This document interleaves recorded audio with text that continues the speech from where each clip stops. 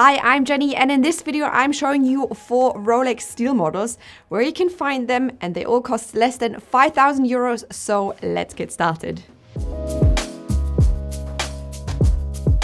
By far, one of the most frequent questions I get is about steel Rolex models, their availability and their prices. Many want to start out with higher-end watches, but also want to make sure to go for a rather safe choice, as a lot of money is involved.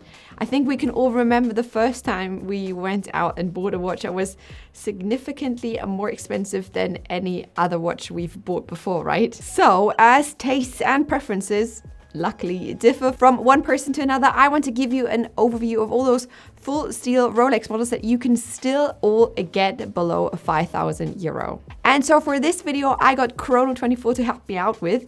All watches from this video are available on Chrono24, and I will put the links for you in my description box down below. Chrono24 is the biggest online marketplace for watches where you can browse offers from watch sellers from all over the world. So a big thank you to Chrono24 for sponsoring this video. Okay, so let's start with the first watch of today, the Oyster Perpetual 39mm. I wanted to start out with this one because I think that this one shows very well how it doesn't have to be an older vintage watch from Rolex to deliver you not only amazing quality, but also a price that is still very reasonable in the context. I think both the 39 and the 36mm Oyster Perpetual make up the perfect watch for when you want to start out with Rolex as a brand. And if you want a more in-depth review of this watch, I will link my video for you up here and down below. My favorite thing about the Oyster Perpetual is its simplicity, but that does come with some trade-offs too. When you decide on the 39mm, you get the amazing sunburst style in different colors, including stick hour markers, which are partially covered in Superluminova. It is all packed into an Oyster case and a bracelet, and I think this is as simple yet elegant as it gets when it comes to Rolex. It's only disappointing that Rolex did not continue its practical approach to the clasp, because on the Oyster Perpetual, you have to make do without any type of quick adjustment.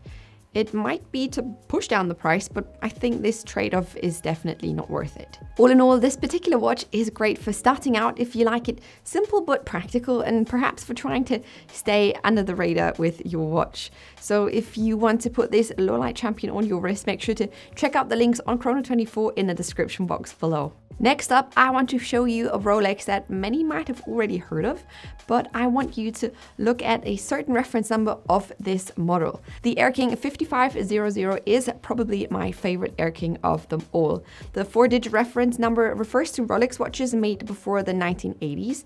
So with this one, you get a true vintage Rolex watch, and I really love how this Air King really throws you back to this time. Back then, even standard tool watches were smaller, so the old Air Kings sport a 34mm diameter, which makes this a really great option for people with smaller wrists like mine, for example. Given the design of the hour markers, they naturally lead your eye to the center of the dial, where you can see the fine lettering with the Rolex crown sitting neatly at 12 o'clock. I prefer this style layout over the newer models because it looks less cluttered to me. Admittedly, with watches from the 70s, you do have to make some trade-offs too. Though you get the refined looks and proportions, you also have to make do with all the bracelets and shaky clasps, and you should be keeping an eye on the movement as well. Sometimes vintage watches have also been heavily polished, so if that's not the look you want to be going for, make sure to check out the tips of the lugs and the sides for marks of over-polishing. If you want to get some heavy 70s vibes, make sure to check out the link to the Air King on Chrono24 in the description box below. Okay, so next up we have a well-known guest here on my channel, the Rolex Datejust. But not any Datejust, I'm talking about the 1603. Again, a 4-digit reference number, so you know what's up. This might be the perfect choice if you are missing a date on the other two options I have mentioned before. Plus, you get the famous machine-turned bezel on top of it.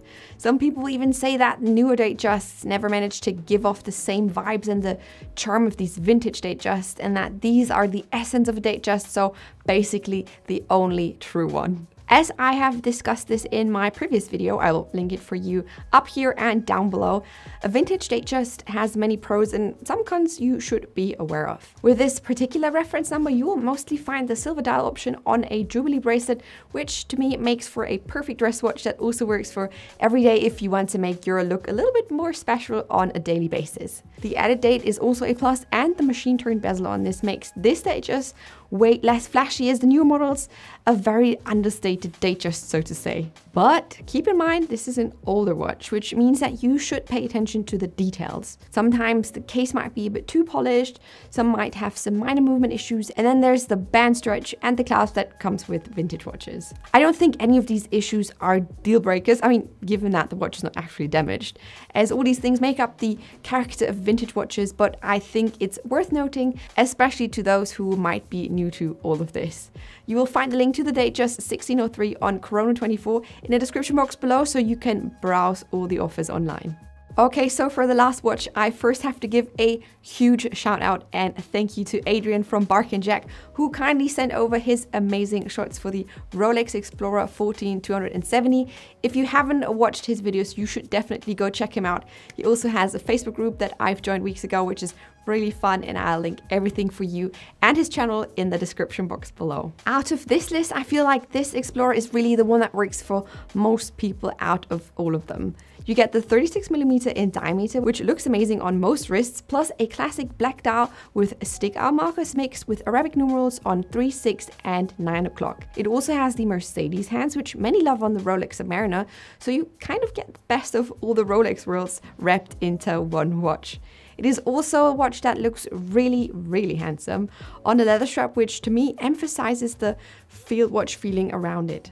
It would also be a good choice for you if you feel like the Oyster Perpetual, for example, feels a bit too clean cut for you. Some of the Explorers from this reference number can have either a tritium dial or superluminova on it, and there is also early models out there with blacked out Arabic numerals, but those cost significantly more than the standard numerals. Sometimes you can also see Explorer cases with lug holes on the sides, which would make it easier to switch out the bracelet, and some people just like the look of it. But as with all older models, you should check out with how much of a polish you're okay with when buying one. And there's also the old folding clasp with the full link engraving to make it look like the links go completely over the clasp, which isn't everybody's cup of tea, but as I said earlier, this one wears really, really well on leather, so that shouldn't keep you from making this decision. If you want to check out all the different variants of the Explorer 14270, make sure to check out the offers on Chrono24 that I will link for you in the description box below. Okay guys, so that was it for my list. I have shown you 4 Rolex steel models that you can get below 5K. Given their steel cases and bracelets, they're all durable and ready to be worn on a daily basis. But I love how they each bring something very different to the table. But what about you? Which is your favorite of the 4? Do you own one of them? And if so, what made you buy it?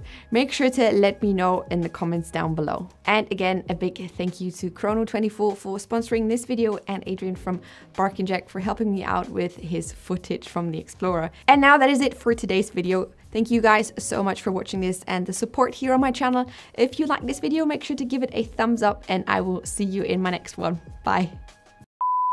Either a tritium dial, tritium, how is it pronounced? I'm going to figure this out. Google, help me. Tritium, oh, I was way off. It's apparently tritium.